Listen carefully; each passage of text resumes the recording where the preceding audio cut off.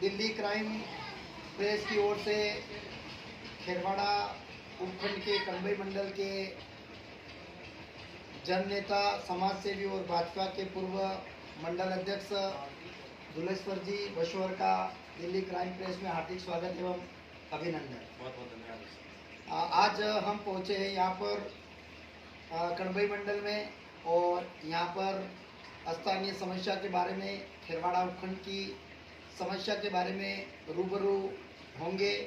अब हम दुलेश्वर जी बसोर से ही जानकारी लेंगे कि स्थानीय समस्याएं क्या है और उसके बारे में आप क्या कहना चाहते हैं। हाँ दुलेश्वर जी। भाई साहब बहुत बहुत धन्यवाद, आप यहाँ पधारे हैं और हमारा इंटरव्यू ले रहे हैं, इसके लिए आपको तहे दिल से एक बार पुनः बहुत बहुत धन्यवाद। जहाँ तक समस्या की बात है, अब इस क्षेत्र के अंदर जो चित्तौड़ा बडला से हमारा झांझरी का जो क्षेत्र है, रोड पे पूरे बबूल के कांटे आ चुके हैं। बरसात का मौसम आने वाला है, ऐसी स्थिति में गाड़ियाँ ओवरटेक करती हुई जाएगी तो कभी भी दुर्घटना हो सकती है। तो मेरा अधिकारियों से निवेदन है कि ये जल्दी से जल्दी बबूल कटवा देवें।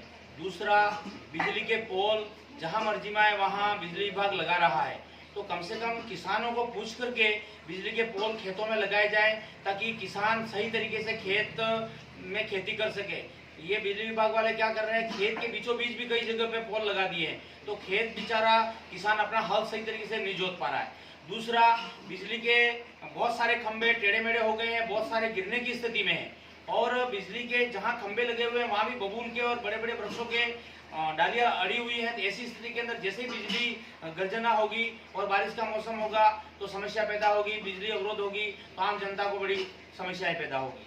दूसरा, क्षेत्र के अंदर कई सारे जो एनीकेट और डैम बने हुए हैं वो टूट चुके हैं, पानी का रुकाव नहीं हो रहा है, इसलिए इस क्षेत्र के अंदर भीषण गर्मी का प्रकोप चल रहा है।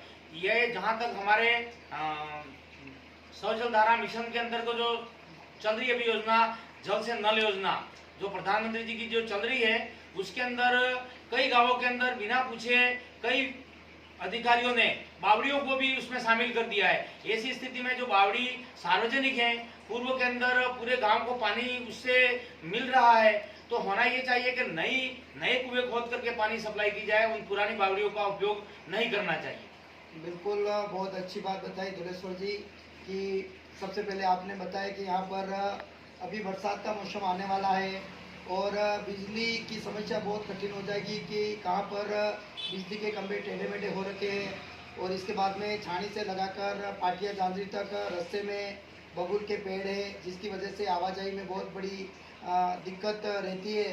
तो आपने समस्या से बहुत अच्छी बात बताई। इसके बाद में अभी गर्मी का बहुत मौसम चल रहा है, तो पानी की समस्या के बारे में आपका क्या कहना है?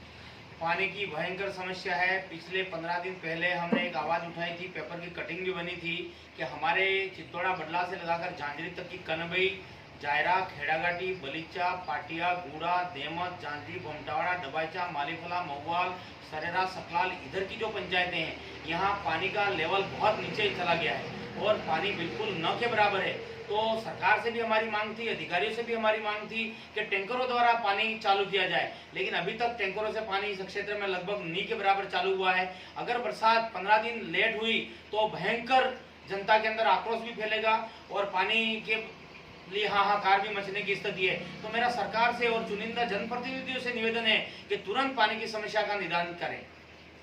बिल्कुल दुलेश्वर जी, आपने सही बताया कि पानी की बहुत ही विकट समस्या पैदा हो चुकी है और इसका भी समाधान होना जरूरी है। और अभी गर्मी का मौसम है और पानी की टैंकर से सप्लाई करने का था, लेकिन बहुत जगह पर पानी की सप्लाई नहीं हुई है।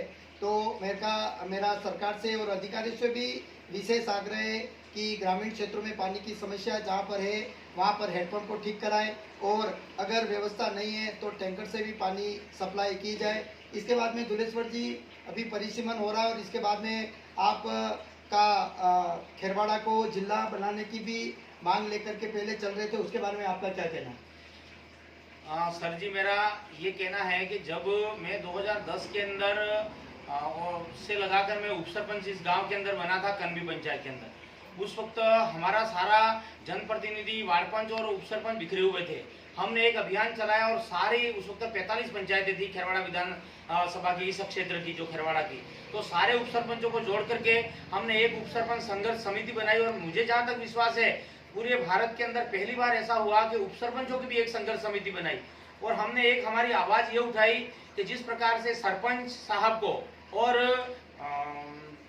एमएलए एमपी साहब को जिस प्रकार से फंड मिलता है, इस प्रकार उप सरपंचों को भी अधिकार मिलना चाहिए। और क्योंकि उप सरपंच का किसी भी प्रकार का पंचायत में कोई रोल होता नहीं है, तो हमारा ये कहना था जिस प्रकार से एमएलए एमपी को वेतन भत्ते और पेंशन मिलती है, इसी प्रकार से उप सरपंच, पंचायत समिति सदस्य और जिला परिषद सदस्यों को भी वेतन भत्ते और पेंशन मिलना चाहिए। उस वक्त हमने आवाज उठाई थी पहली बार कि जिलों का जो परिसीमन हो रहा था, अभी भी जिलों का रिव्यू हो रहा है, तो इस रिव्यू के अंदर हमारा महामहिम हमारे मुख्यमंत्री जन महोदय से निवेदन है कि खैरवाड़ा को जिला बनाया जाए। अगर खैरवाड़ा जिला बनेगा तो यहाँ मेवाड़ बिलकोर है, यहाँ पर नेशनल हाईवे है, यहाँ पर केसरिया जी के अंदर दर्शनीय स्थान मंदिर हमारा है, और बहुत भौगोलिक दृष्टि से देखो, जो औद्योगिक दृष्टि से देखो, हर दृष्टि से खैरवाड़ा क्षेत्र बहुत शानदार है। तो ये खैरवाड़ा जिला बनना चाहिए।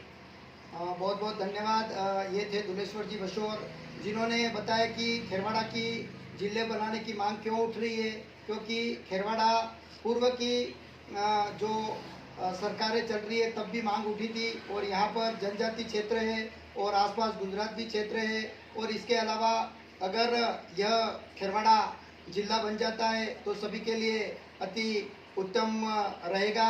तो दुलेश्वर जी, आपने हमारे से रूबरू होकर के दिल्ली क्राइम प्रेस में समस्याओं से अवगत कराया, और इन समस्याओं को हम भी चाहते हैं